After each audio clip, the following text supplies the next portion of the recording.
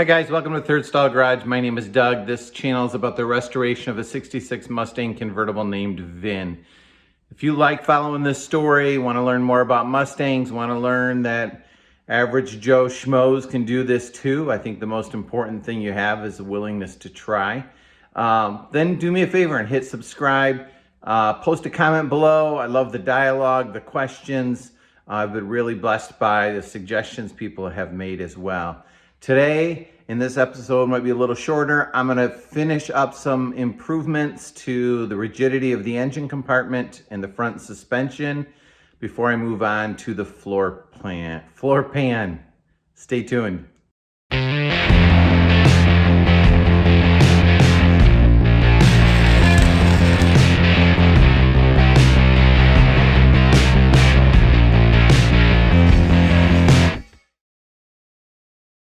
Here's my export brace. Today I'm going to mount that in, make sure that it lines up with those 4 holes well. It should. Then these didn't line up perfectly. They're really close. Then I'll drill them through clean and bolt it tight here. Then I'm going to leave that tied together for the rest of the restoration, at least for a while, to lock everything in place. I'm also going to install my Monte Carlo bar. And then I'm going to add reinforcement plates to the shock towers. These simply weld in. They fit right in the frame like that. Once I have it all ready,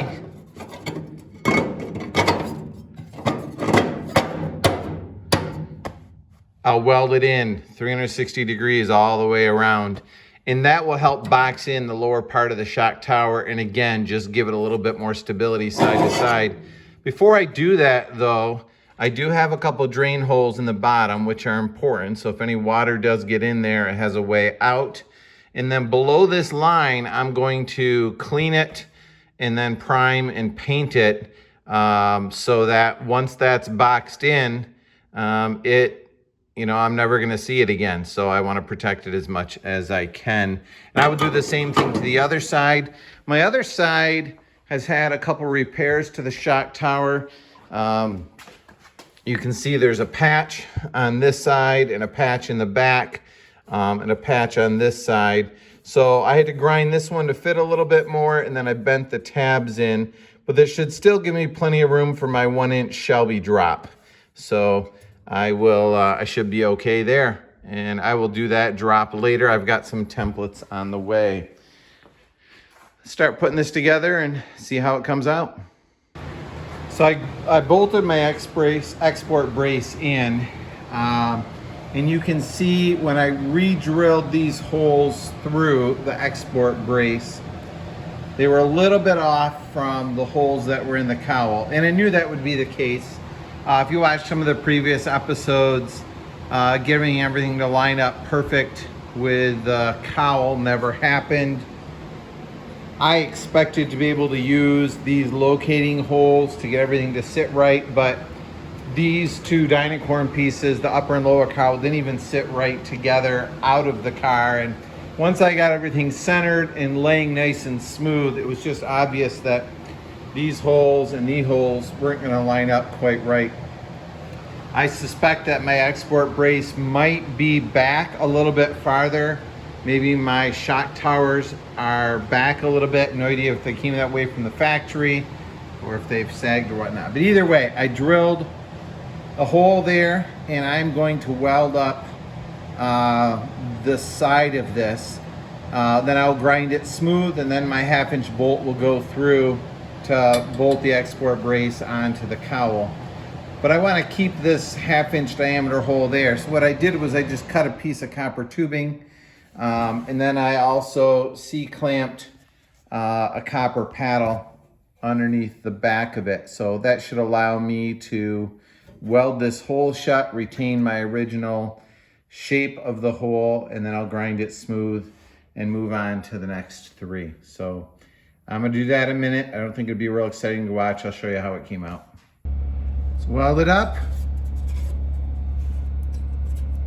I probably should smooth the bottom out. There's a little, that's from a little burr from the drill bit, but I'm happy with that. Came out.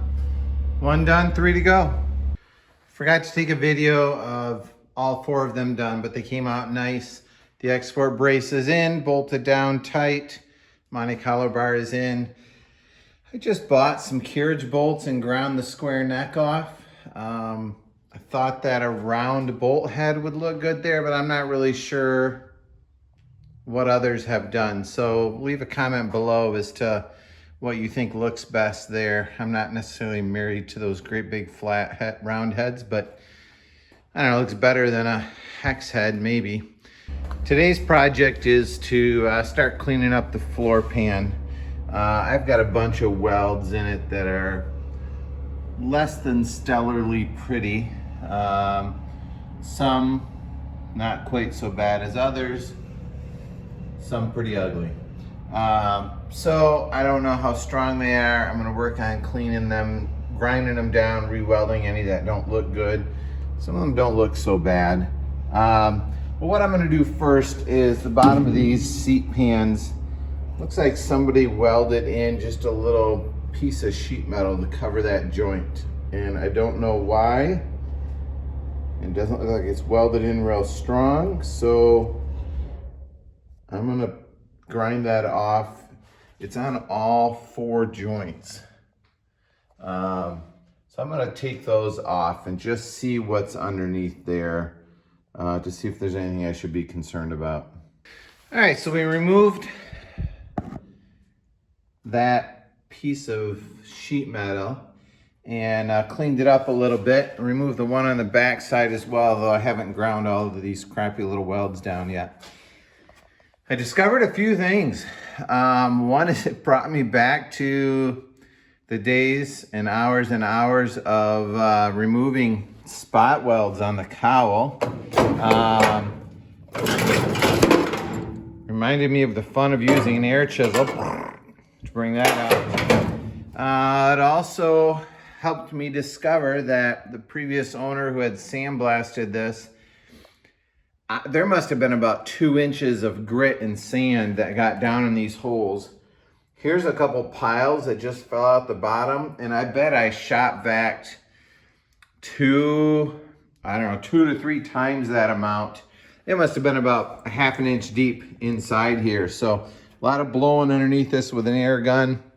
It just kept on coming out the back in big chunks and vacuuming it up. The last thing I realized is my guess as to what happened is somebody replaced these floor pans.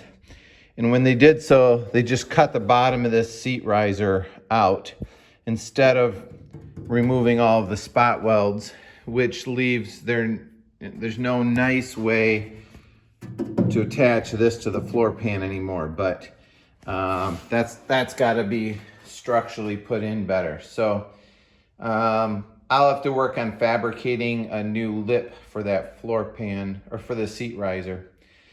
But feels good to know what's underneath there, and I'm gonna do the same thing to the other side and take that apart next.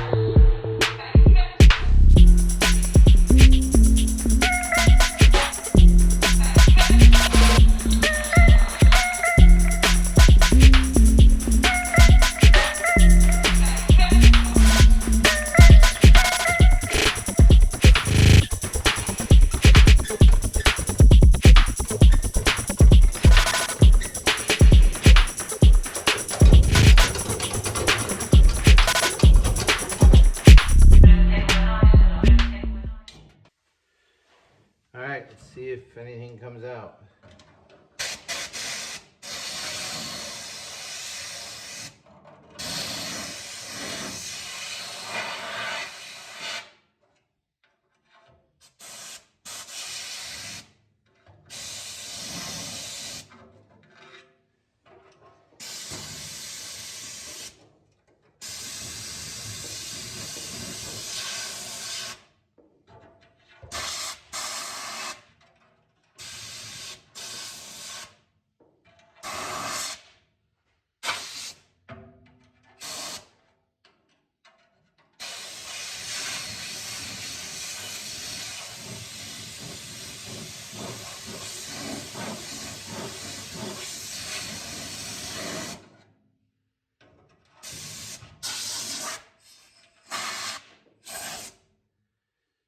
I'm glad I cleaned it out, but there wasn't nearly as much there as in the other side. I think I have a lot lighter car right now.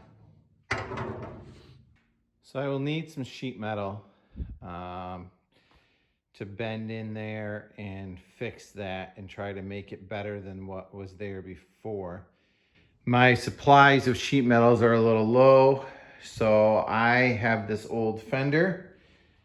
I'm pretty sure it is not an original fender, and it is in pretty bad shape. There are quite a bit of rust holes in it. There's also quite a few pinholes where it's thinned through. So there's a section here that's pretty flat and pretty strong, so I'm going to cut that out. I'll use this bend here, then I'll cut 2 more slices and use that for my patch,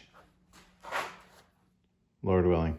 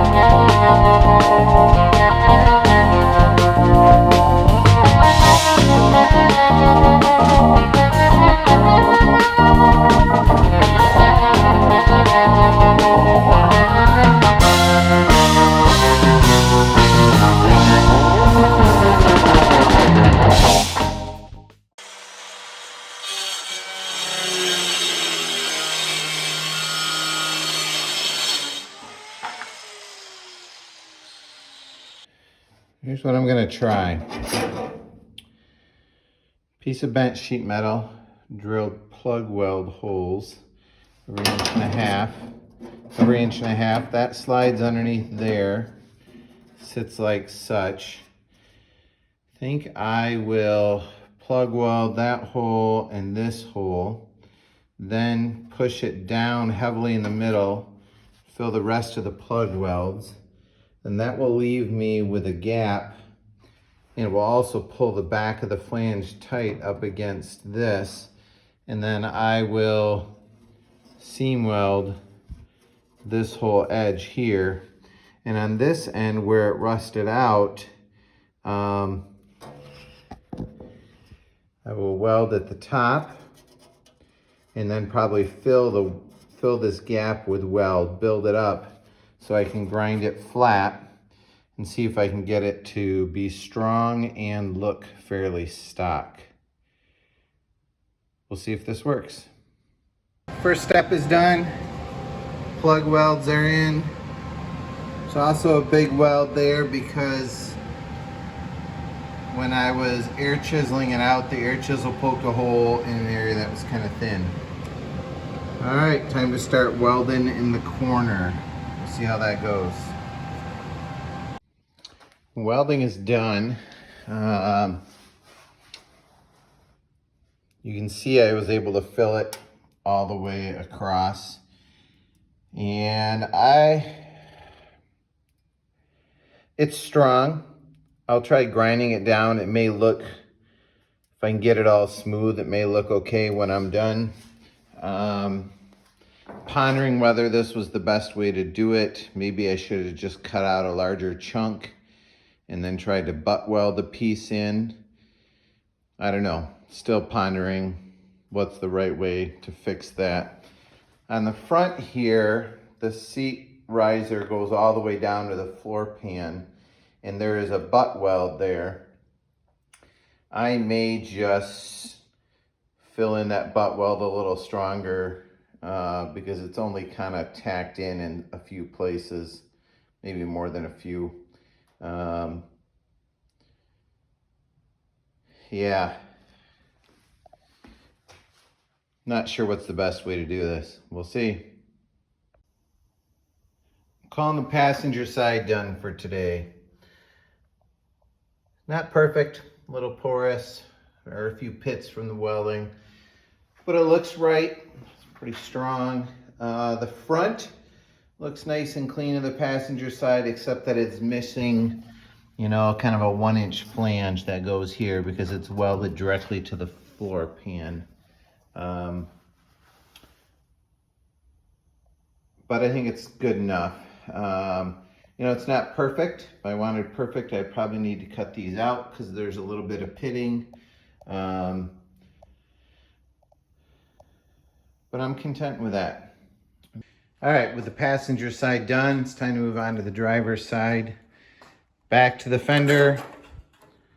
Cut out 2 pieces, grind them down, deburred them. I cut them with, I don't have like a significant metal shear, so I use a diamond cutoff wheel, 4.5 inch on my angle grinder to cut it. I've been using it for about a year now, works great, hasn't worn out yet. And then just use a flat disc to deburr it. Next, it's going in the vise to start creating the 90-degree bend.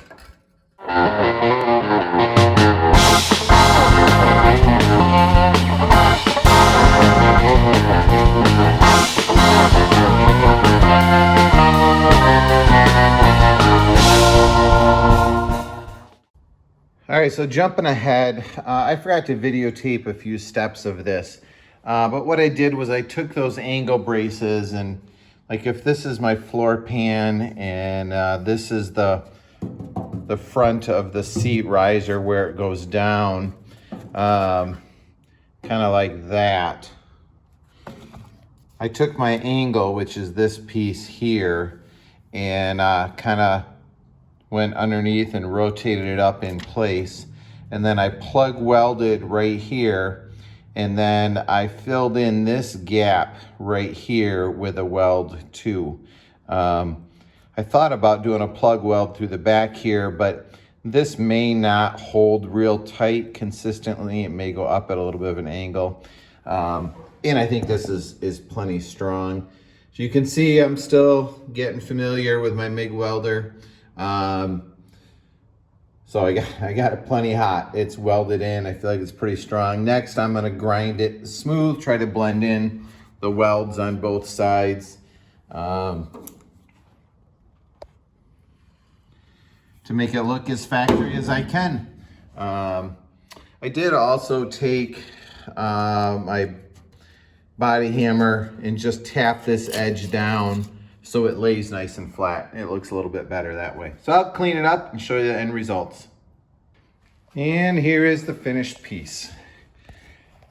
Well, I am happy with the way that looks. It's not, I mean, you'll be able to, somebody who's smart will know that it's been repaired, but I think that it is nice and strong. This side you can see a lot better in the light. Ground down all the welds, the plug welds, smooth the radius out.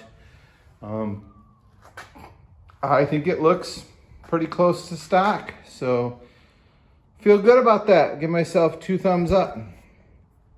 If you're wondering what these black spots are, they're not big rust pits, although there is some pitted metal there.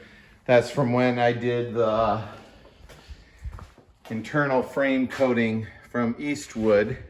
And I'm gonna do that again, probably tomorrow.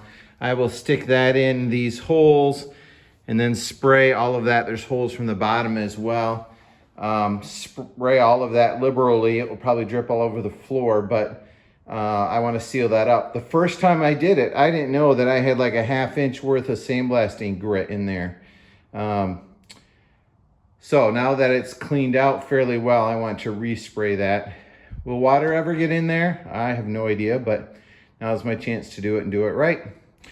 I think that's going to wrap up for this episode. Next time, I think I'm going to be doing some improvements to the shock towers and possibly the Shelby drop.